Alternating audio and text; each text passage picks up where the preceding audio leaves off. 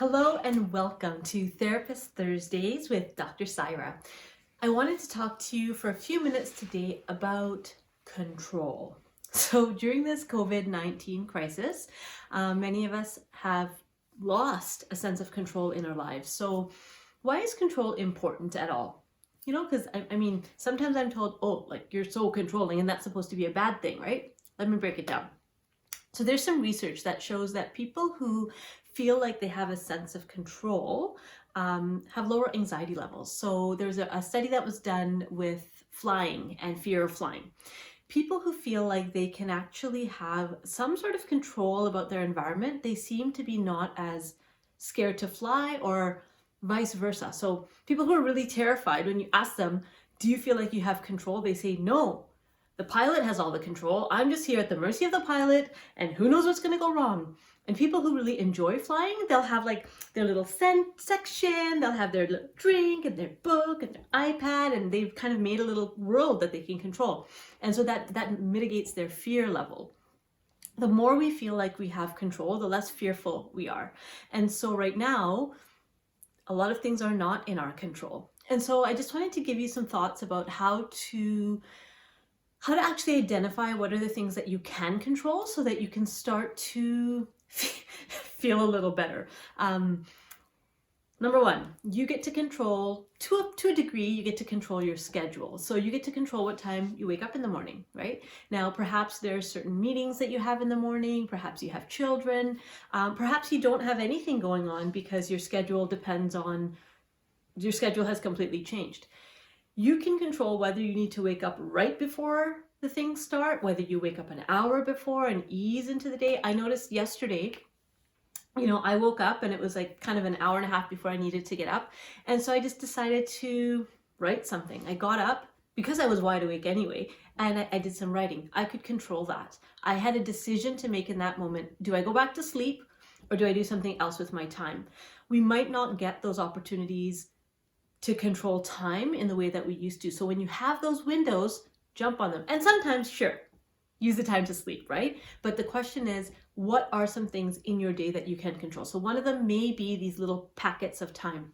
Another thing we can control are the things that we say, right? So though you might be really frustrated, you might be really overwhelmed, the words that come out of your mouth, you get to control those. Now, a little bit of neuroscience for you, Neuroscience 101.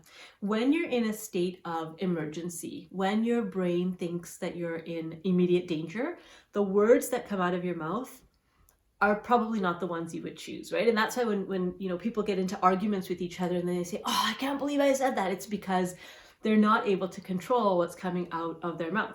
And so one of the ways to control your words is to have some level of control over your physical body.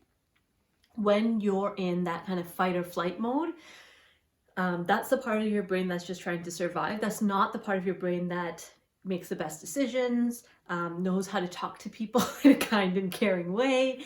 It's just offline, right? And so the more we can do activities that calm us, that soothe us, the more time we're going to spend in that part of our brain that makes it easy to say the right things. So an example might be something like something we call soft belly breathing. So this is a concept from Dr. James Gordon at the Center for Mind-Body Medicine. And he talked about this concept called soft belly breathing.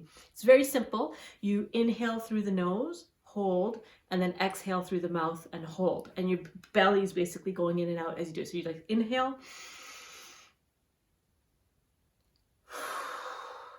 And you do that just a few times.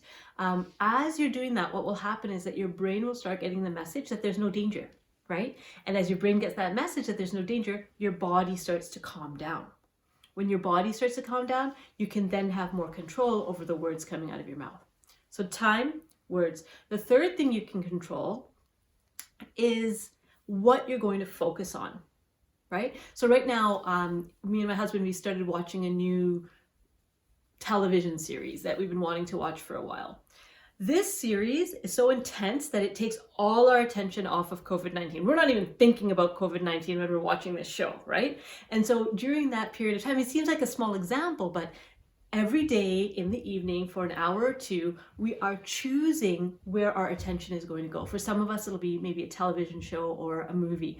For some of us, it might be, doing something creative like coloring or painting, or even just going for a walk. And when you're going for a walk, deciding what you want to notice. Today I'm going to walk and I'm going to notice the trees. Today I'm going to walk and I'm going to notice the houses that are in my neighborhood. Today I'm going to notice how it feels, how the air quality, how my breathing feels right now. So when you set an intention to pay attention to a particular thing, now you're making a decision. You're having some level of control over what you're paying attention to.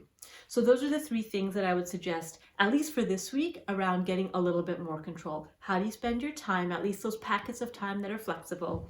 What are the words that are coming out of your mouth, and what are you paying attention to? If you can get those 3 things and be conscious and thoughtful about them, you'll just feel like you have a little bit more control.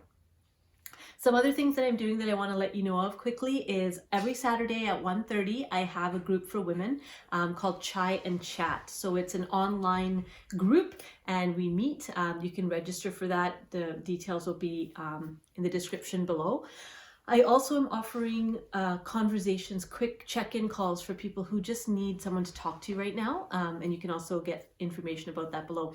I would love to talk about things that you want to know about. So if there's particular questions you have about how to cope through this crazy crisis and you want a mental health professional kind of in your pocket, write your questions below and I would love to hear from you. So until next time, take care, look after yourselves and your loved ones, and we'll see you next week for Therapist Thursdays. Bye.